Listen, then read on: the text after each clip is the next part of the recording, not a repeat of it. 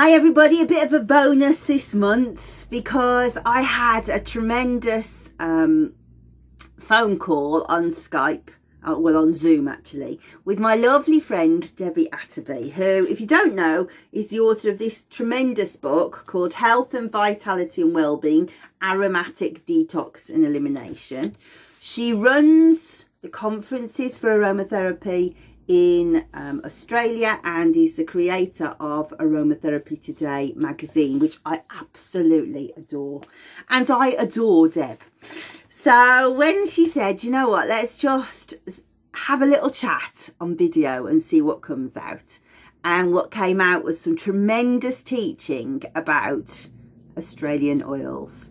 So we were kind of, no intention, we just were videoing it really to practice. But at the end of it, I said, I don't want to do that again. This was just so natural and so interesting into the insights of what's happening in aromatherapy and what's happening with the virus over in Australia, and some tremendous teaching about Australian oils. So it starts off strangely because you'll see that we weren't expecting at all to start recording. But yeah, if you're interested in seeing a little bit of aromatherapy from tea tree land, eucalyptus land, Rosalina, Fragonia, all of those incredible oils from a lady who only uses indigenous oils, then here we go. This is for you. So, okay. Deby, so nice to see you. Can you tell me a bit about your background? Yes, well, thank you for inviting me, Elizabeth. I'm so excited about this. A little nervous, but very excited. Very nervous. Yeah, well, for me, I started in the natural therapies very, very young. I was sort of around about the 18 years of age. And of course, I don't look much older than that, I know. But anyway. And mind you, I've been working in it for quite a fair time, and teaching a lot as well. So I also own the International Journal of Aromatherapy and work a lot within that scope of doing writing for my profiles. I get lots of lovely writers come in, like yourself, for instance, that write for my journal, which I'm very, very, very passionate about. Over the years, boy, I tell you, I've done some studies. So very quickly, without sort of boring the whole world, I suppose I should say, been through, done remedial massage, done clinical aromatherapy, done herbal medicines, done clinical aromatherapy, done aromatic medicine, iridology, and it goes on and it goes on. Reflexology, nutrition. Worked in the beauty industry for many years, integrating all of what I have known in and combining that in a business with using herbal medicine and really putting everything together. That's really what I have done over those years. So today, I know that you've got a busy clinic, haven't you, Deb? So what difference has the virus made to your business? Oh yeah, that's really, really interesting. So over the years, I've been working in clinical practice since, I'm just going to try and throw a little bit out here. Since I was around 25, I've actually run clinics. Also, as I said, as a lecturer as well. So that's been integrated. How has COVID actually affected me? Well, I suppose in some ways it has, but it actually hasn't. I suppose I haven't done as much hand-on work as I usually would. Like I did a lot of massaging. I have a very, very special method of what we call a C method of massage, which I've worked with people with anxiety and who have suffered nervous breakdowns. And I work a lot with that type of thing. So the hands-on has been a problem. Has the rest of the clinic for me slowed down? Not really. I'm constantly getting people, they contact me by phone or, we talk or whatever it might be. I still formulate. I still go into the dispensary. I'm still formulating. I suppose it's more like a letterbox drop. Does that make sense to you? It does, yeah. Yep. So that's what we do. Like someone will say, okay, well, I need to pick up such and such. And I view the problems of basically what we're doing right now and look at what the issues may be. I mean, what was yesterday? Yesterday I had an 84-year-old gentleman who's got a lot of problems with varicose ulcers at the moment. So, you know, and he's got a lot of care. He has care for him, but, you know, he really wanted to turn into more natural things, and of course integrating with the nursing area as well as doing in the natural therapy. Sometimes we come through a few hiccups in Australia at the moment. It was brilliant there for a while, but now we're sort of having a few little issues with that. So he wants to go natural. What do you mean by a few issues? Well, you know, I don't want to sort of put things in the wrong perspective, but, you know, the government in Australia have been really quite hard. Look, give it a few years ago, basically one of the colleges that I was within working with, we got aromatic medicine through the government, and it passed all ticks in the boxes for an advanced diploma. Yeah, and it was really important, and we were doing that, but the government came in and basically have squashed many things like your rebate systems and stuff for clinical aromatherapy, and put a lot of stipulations on for us. And so, you know, it has affected our industry. But with saying that, you know, I suppose in a lot of ways it really does put out the bad and leave in the good. How does that sound in a nice... Yeah, no, that's good. Cut out the wheat from the chaff is what we say in English. Well, there you go. We've got that one answered. Fabulous. Yes, so that's basically it. And as you know, I actually run Aromatica for Australia, which is very similar to all of the different associations. Beautiful big show. In fact, you managed to just get one in before lockdown, really, didn't you? Well, that's it. And let me tell you that this one that we'll be looking at next year is going to obviously be online, and we're going to work it a little bit differently. So that'll be a lot of fun. And I'm hoping it opens it to the world a bit more. Yeah, absolutely. I do think that that's the good side of this, isn't it? People who wouldn't have gone before will get to see speakers that they wouldn't have had chance to see before. Yeah, and that I'm really excited about. I am excited about, Elizabeth. I mean, I'm a little bit nervous, I will be honest with you. It's not my forte, but I've got some amazing people like yourself around me that are, you know, a support that I feel that is a wonderful gift that I've been given to have such beautiful friends. So I'm lucky for that. That is it, isn't it? Yeah, everybody's learning where their skills are now, aren't they? You know, where your skills and weaknesses are, and you learn who your friends are now, don't you? That who you can rely upon. You do. And don't we ever? Yes, right. And I think that's a gift. I really do. Knowing where your friends are, I think it is. So I have to say, one of those real friends behind you as well, don't you? We need those positive, real people behind us. I think that's what gives us that stance. That's what makes us feel that we're capable of moving forward into different areas of life. I agree, and I do think that it's a challenge that aromatherapy needs to rise to, because without saying anything that I shouldn't say, we have got into a situation where we've been backbiting each other a lot. Yep. You know, as an industry, it's been very divisive. So now we rise and fall by our skills, don't we? But I must say, Elizabeth, I travel every year to Europe, and of course at the moment, no.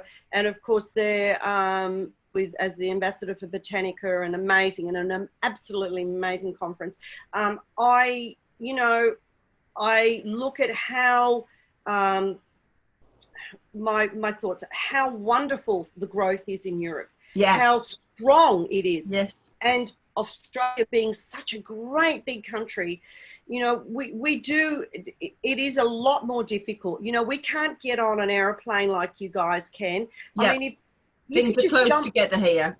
Absolutely. That in itself is interesting, isn't it? Because that has grown aromatherapy here, but that very thing has protected you in the virus, and it's been our downfall.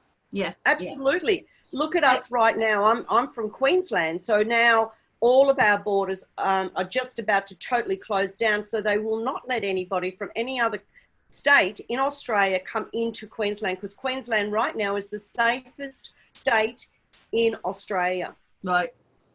So, I'm glad to hear that.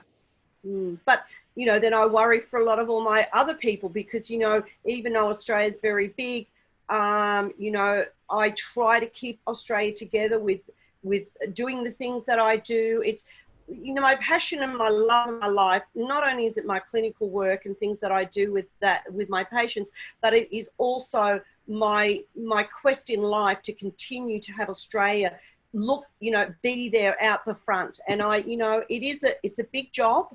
And, you know, it is a hard job because we are so distant apart, and it costs so much money in Australia to be able to say, well, I'm going to travel. Let's say hypothetically, if I wanted to go to Mount Isa, which is in the middle of the desert, basically in Australia, if you want to call it a desert, you know, even just to hop a plane, you're looking at nearly $1,000. Are you really? Goodness me. Yep. So to come here must be prohibitively expensive. Well, yes, and you might only get 3 flights out in one day. Now, that's in the remote areas, and I have lots of people who in remote areas that, you know, do aromatherapy, clinical aromatherapy. Then you might say, well, I want to go to WA. Now, there's a nice little 6-hour flight, and, you know, we're looking at big money to fly over there, and, you know, even to be able to get those people to come to a mutual ground when I run Aromatica is also difficult too, because financially they've got to pay for lots of things. Yeah, I think that's a good. You were right. It's a good place to ask you about the reason I wanted you to come on, because obviously your beautiful country and your climate is why you create such amazing essential oils. Yeah. And I have to say I was extremely lucky.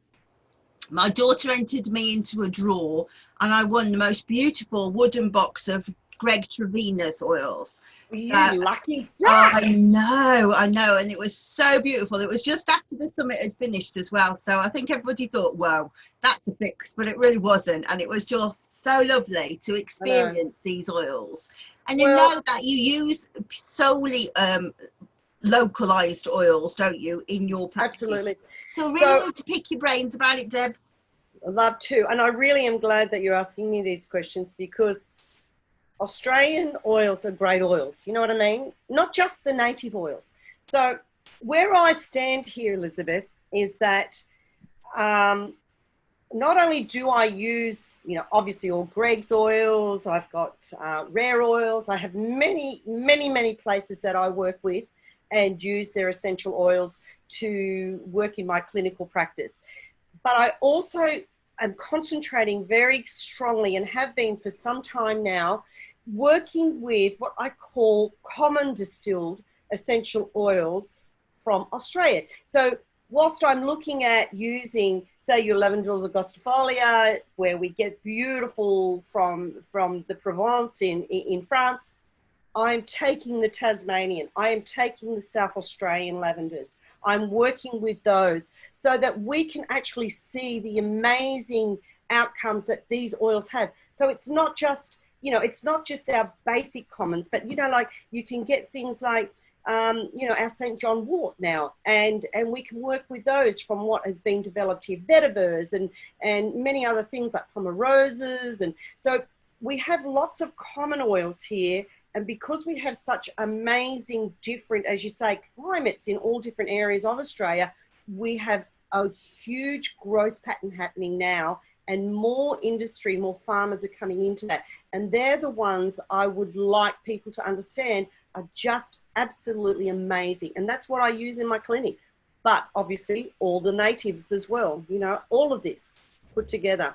There are oils that I can't get that I obviously are my favorites, and I love to work with them. So, you know, I still will purchase certain things from overseas that I may need. But yeah, most of the things that I work with in my clinic, I would say to you would be 80% Australian, either native or what I would call common essential oils that have been distilled and grown in Australia.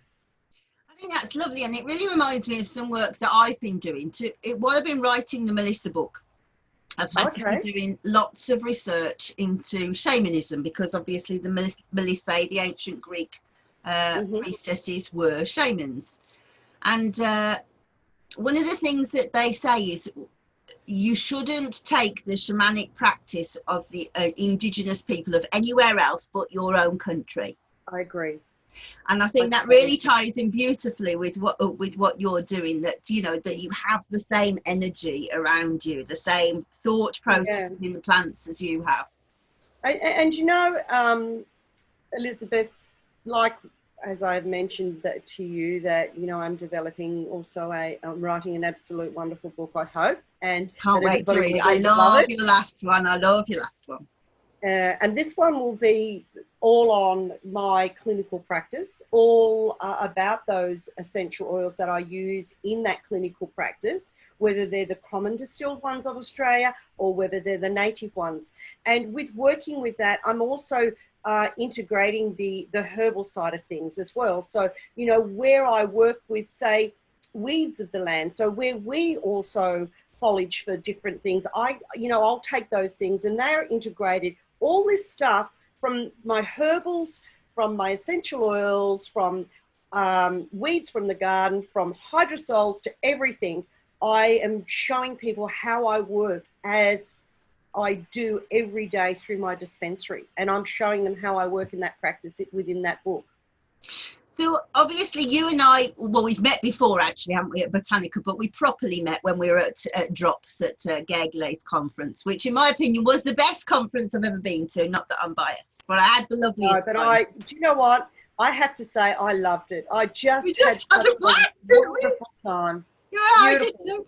Yeah. And you talked about Niuli there, and it's an oil that I've always thought I really like that oil, and I do use it a lot, but not consciously, if that makes sense. Okay. And you really brought a good framework of knowledge to what I knew was a good antibacterial. Do you know what I mean? Yeah. So I'd love it if you could share a bit more about some of the other oils like Niuli, like Rosalina.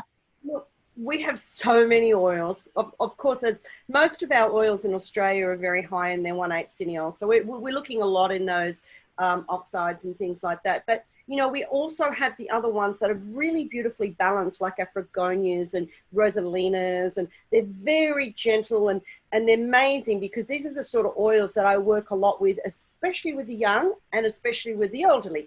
And, you know, a lot of people go, oh, you know, let's just have the normal common oils, mandarins or lavenders and things like that. And I'll go, no, come on, look, we can use these other ones just as well as you would use, say, those particular commons. So by integrating each of the common and the natives together that I do, I have come up with some amazing and fabulous results with this. And, you know, there are those oils like your Naolis or your Nerolinas and your Rosalinas and your Fragonias. They're absolutely beautiful. And of course, the one I love as well is our beautiful sandalwoods and things that we have in Australia too. We look, honestly, we have some beautiful, beautiful, beautiful oils. We really do.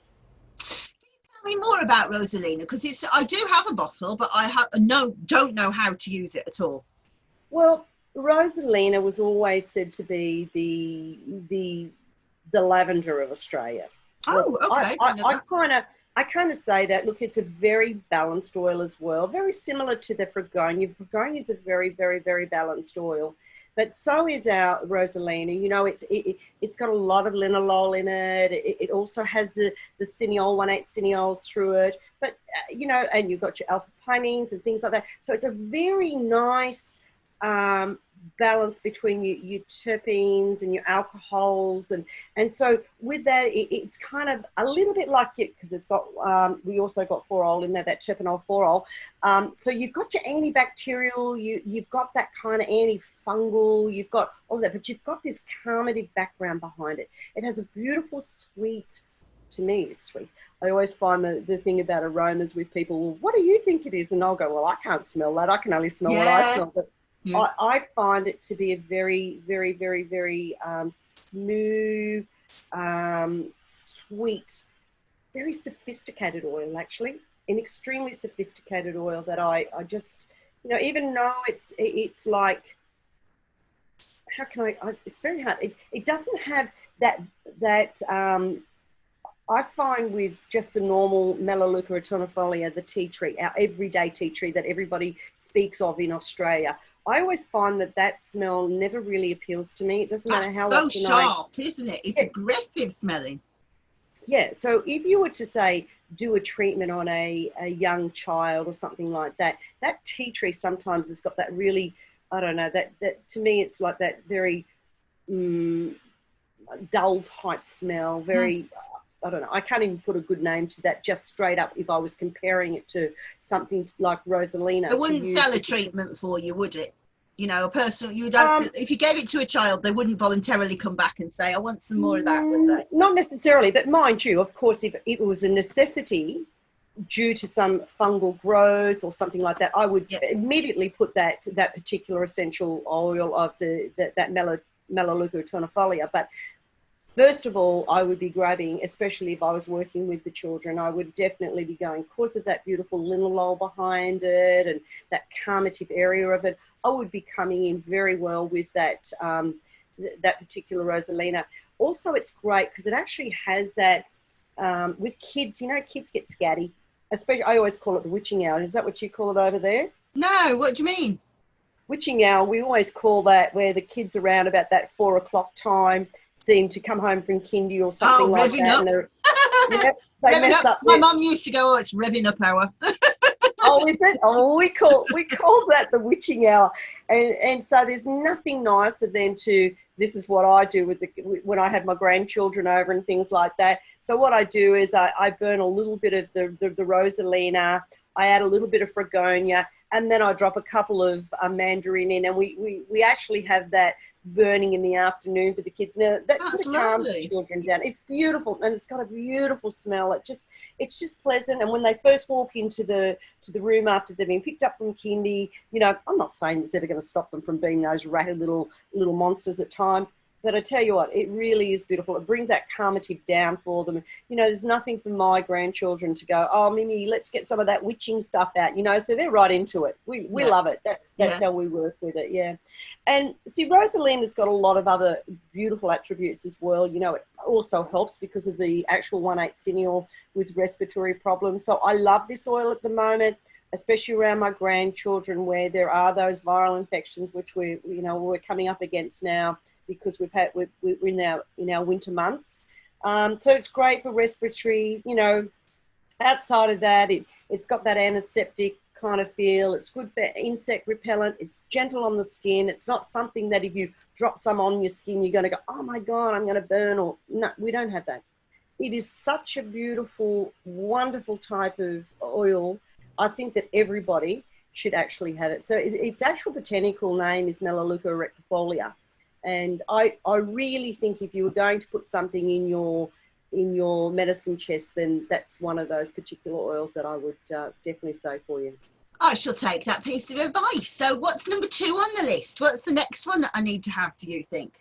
Well, at the moment, I suppose I'm very heavily working into my book at the moment. So we're doing, I've been through so many of the gums at the moment and working with them for what different types. I love bushmint. I could go on forever. I don't know what bushmint is. What's that? You haven't? Like, is it a kind of peppermint that grows in the bush? It actually smells really much like a mint, like an actual mint. So that's a really beautiful oil. But if you were to ask me what I was actually working on at the moment, I'm still going back to the Fregonia, because Fregonia at the moment is something that's one of the profiles we're working on within my book. So, you know, I use that a lot for anxiety. And I think that, and I haven't done this yet, but I'm really sure that you could work really well with the Rosalina and the actual Fregonia together. I've been using Fregonia. Do I remember like a chemical triangle that's absolutely balanced? Have I got that right? I remember some work that's what Fregonia. Yeah. Yeah. So I remember some work Daniel Pennoel did where he paired it like yin and yang with Kunzia. Is that right? Mm-hmm. That's correct. He did. Right. And that actually has worked a lot. I've actually got a formulation profile through the clinical work that I have done on a young lady. Actually, I sent some information over to just recently. I've just written something for Deby, which was on the actual anxiety. So is that in the Aromatherapy magazine that he's absolutely, and I'm really kind of excited about it because it's just come out. What a lovely What a lovely magazine. I knew it was going to be. I knew it was going to be. Obviously, I've been writing for the Hungarian one for such a long time. And for years, I've been saying, please, please, please do this in English. And he was like, oh, I haven't got time. So I'm so proud of him for doing it. It looks beautiful. Beautiful. Doesn't it? Yeah, really loved it. And so I gave him one of my, I don't want to call it a case study. I try not to call them case studies because they're actually clinical practice. So, it's worked in clinical practice. So, one of the formulations that I used on a young girl who was going through some excessive stress and things. And I was using the actual mandarin petitgrain as well as some bergamot, and of course Fregonia came into that, using it through an inhaler. And I had such success with it, absolute wonderful success. And I really do believe that even just those few drops of Fregonia, even on there, even just under the pillow of a night, can also help with that sleeping. And it just has an amazing balance. It really does have an amazing balance. That's the Agron Fragrance, and I love it. I just think it's one of those beautiful things, like the Melaleuca Tornifolia. I think they're beautiful oils, and they mix and they blend, and they've just got this just touch of calmative about them all the way around. And then adding a little bit of those common essential oils, I really also think that's part and parcel of us all. That's what I'm loving about seeing the difference of what I'm getting out of my clinical practice by using both. But of course, trying to keep it all as Aussie as I possibly can with everything. Well, that's the thing, isn't it? I always think that's the hard thing, isn't it? You make a rule in your head, and then you keep trying to go back to that rule and revisiting it all the time, just to be like conscious in what you're doing. And I'm useless at that. I don't believe that.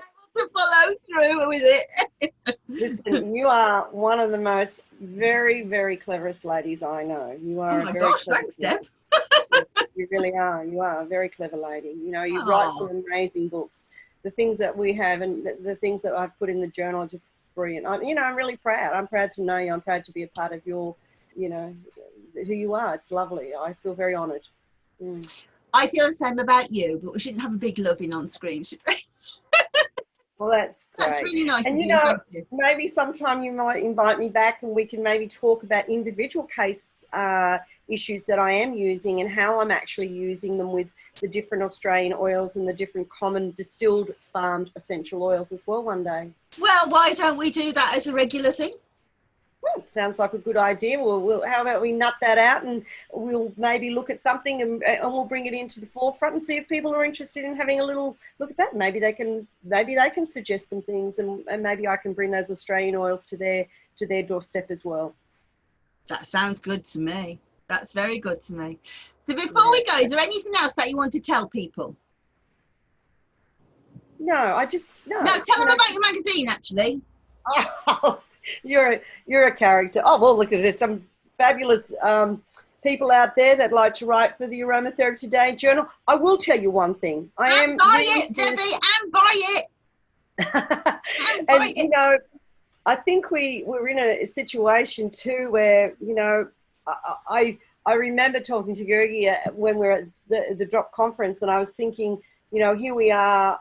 I do have hard copies, and I haven't put it online, but we are getting to that stage in life that I'm just thinking, oh my God, this may have to be a change in this format, and that may be coming too. But in the meantime, we are still doing hard copies. So we're just hot off the press. It should be in tomorrow for the next one to be. It came to our letterbox very early on in lockdown, and I was properly miserable. And I was like, what's this? Oh my God, Deb, I love that last edition so much. And I don't know if I told you this. I did a video and said, you've got to get this magazine. I really enjoyed it so much. And I've got to show you this lovely article done by Ava Nedelko. And I went and tracked down Ava. And the two of us are kindred spirits on the other side of the planet. We've just become such good friends, just sharing pictures of flowers and stuff. So fabulous. Yeah, I know. And so I say thank you to that, because I really enjoyed reading the whole thing, but I really think that I got a really nice friend out of it. Do just with what you said there, right there and then, that really, that really makes everything for me, because, I can never think of anything nicer than to get something in your hand, which something you can cherish. I mean, I'm not saying you can't do that when you read things on your computer and print it off and have it in your you know, your library, but to just receive that in the post, it's kind of like, oh my God. I mean, I know I'm old fashioned, but you know what? I still think it's beautiful, but there's going to come a day, probably sooner rather than later, that I have to take that next step and you could do both. Beg your pardon? I could do both. Yes, correct. I could. I would think that was the best way to do it, like a hybrid. And then people choose which one they want to do, don't they? And you see today with printing and posting is so much more expensive. It is so expensive, especially coming out of Australia. We have had a few hiccups, unfortunately, with the COVID. I will say that. We have sent journals out and some of them just haven't reached their port of call. And that's not because it hasn't been done. It's because there's been so much people everywhere, isn't there? Yeah. So there have been those. And I hope that if that has happened to anybody out there that has the journal with them or you know, is there subscribing, please, you know, my apology to anybody, just let me know. And, you know, if you let us know at Deby@aromatherapytoday.com, you know, we will straight away rectify the problem. Do you know this? I have to tell you, it's totally unrelated, but it amazes me how many fingers that COVID has managed to get its fingers into, how far the tendrils are. Yeah, so I am eagerly trying to get a beehive. Now it's too late in the summer now; it's too hot. But earlier on in the summer, I looked at many different options, and there was a company, a honey company, who were asking for people to rent their hives the garden, in their garden, and they would come and tend them for you and take the honey away. You'd get a portion of honey. Because actually, I'm not that bothered about tending the hive. I just know that I've got all these beautiful herbal plants and bees need protecting. So that's why I want bees here. As it happened, I put the thought out and hundreds of thousands of bees have come, honeybees, from somebody else's. They obviously go from somebody else's hive nearby and just go, right, we're going to Lizzie's, and on they come. Oh, we go hundreds, yeah. So anyway, I messaged this company and said, they were in Scotland, and I said, do you only do them in Scotland? Because I thought, well, that would be reasonable because that's a long way to go and tend to the hives. And she said, oh, no. She said, but we've had to take them all in because we can't go and tend to the hives because of lockdown. So suddenly, and I was like, oh my goodness, there's not a single part of life that it has not affected. No, correct. And, you know, just bringing up about the bees, in a lot of my formulations that I make in my clinic, obviously, I work with Australian native bee honey. I know that Melaleuca is a really big one in New Zealand, and we do have that in Australia as well. But at the moment, I've been doing a lot of work with using that itself when I'm making up different types of aromatic solutions, or if I'm doing some sort of work with, you know, if I've had to make a few. For them to take orally? Yes, take orally, yeah. So, you know, if I'm making, and you will see that as well presented in my book, you'll see formulations like cough mixtures where I'm making up some of the cough mixtures and working obviously with my herbal side of things and working with the actual honey itself, the native bee honey here in Australia. So, you know, they're the sort of things you'll see right through the book. There's all these different things. So it's all Australia. It's really to do with Australia. Yeah, I'm really excited. Now I realise that I'm asking how long's a piece of string now, and I would, if somebody asked me this about the Melissa book, I'd go, but when do you think you're ready? You're asking me this question. Okay, you ready? Yeah. Look, you know what? I work every day on it, and, you know, maybe I'll knock out the thing is, Elizabeth, and you know this more than anybody, you have, you know, you've published many a book. You know, I don't want to do one thing wrong. So I am going back and I'm researching it. You know, I've got a few of my Indigenous people that I'm working with. I want to work with the farmers. I want to make sure that everything I say is right. You know, I've gone and cross-checked.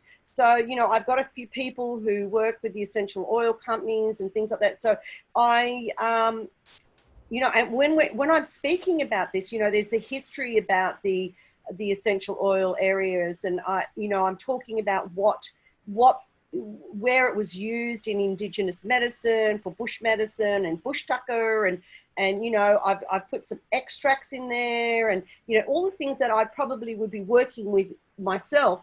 So it's a little longer than what I'm. Every time I look at one thing, I think about another. Does that make sense? Every time I see one thing, I go, "Oh God, I think I better add that." Laughing because it's so familiar. I'm not kidding you. I'm not kidding you. You know how big the cannabis book is? I mean, that's massive, isn't it? That's only a third of the size of what it was. I just had to go, well, no, that can't be in that, because I tried to upload it. I tried to upload it to the printing software, and it went, computer says no. Yeah, well, some years ago, I wrote a profile on cannabis. This was before it started to look really happy out there with everybody. And, you know, up in the tablelands up here in Queensland, they actually have their plantation where they grow, the cannabis. So we had a lot of controversy there for a little while, because a young family whose a little child was having extremely terrible seizures, and it all went about. And so I actually spoke to her and interviewed her as well when I was actually doing that. Did you ever get that journal? No, I don't think so. Cannabis? No. Okay, I'm going to send it to you. I'm going to send it to you. Will you? Thank you. When the journal comes out, I'll send you one of those over as well. And, you know, I'm still going to be putting cannabis into my actual book, because, you know what?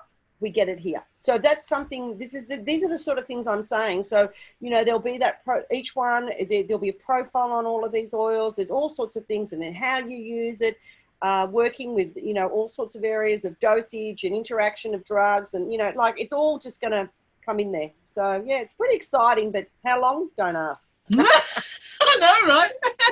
Yeah, so in the meantime, if people want to know about your work, or want to sort of learn from you, how can they at the moment? Well, I don't actually have this will be happening towards more likely in the January. I will be setting up with one of my colleagues who's very good with all of this technical issue. And by then I'll have my new office and everything made up as well. So then I want to do maybe once a month, I want to do this type of work, just not sit there and just get people to read everything. I want to be able to do a face-to-face. I don't know how to set it up yet, so I'm stepping right outside of what I really want to do in my thoughts, right? And this is my dream, because a lot of us have had to come out of the classroom due to the COVID. It really made me realize that when I set up my new actual, not clinic, but it's going to be like an office, but it's going to have like my big screen up. I want to come in once a month, and I want to be in there once a month, and hope that people go, I'd like to connect with her and talk to her about this, and come in and do a teaching, basically, be that teacher. I suppose it's like they used to do in the old times in Australia. Back to Australia again, you know, we used to have people would go on the radio to do school. The CB radio, Outbacks. Okay, so I want to do that, but I want to bring the outback to us. But even if it's just down the road, because, you know, school may not be there, but I want to be the face of that classroom. And so these are the things that I'll be trying to look at setting up in the new year, and that's what I really want to do. And can they buy your existing books easily at the moment? Probably if they contact me at Deby@aromatherapytoday.com, I can actually organise all of that for them to have that. It's only a very small book. It's only a little book about aromatics, and it's a combination. Do not sell that book short. I use that book ever such a lot. I do. I love it. Well, thank you so much, Elizabeth, for that. But it is, you know, when you first start, now I'm right into it. So it's not this little tiny thing anymore. It's really about me and what I've done.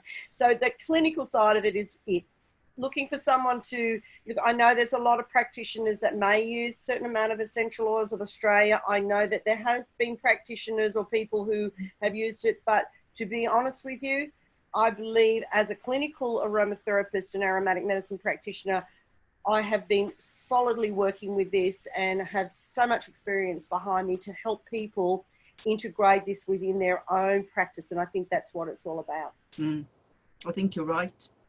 I think that's a good place to stop us. Fabulous. So listen, maybe we'll chat very soon, and then we'll see where we go from here. How's that sound? I think that's great. Let me stop recording 1 sec.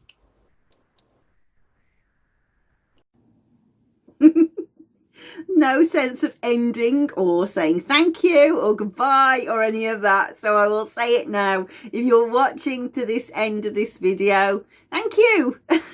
Thank you, Debbie. We had an absolute blast, and hopefully she and I will be getting together to do more work again in the future. For now, thank you, Debbie. Thank you for watching, and goodbye.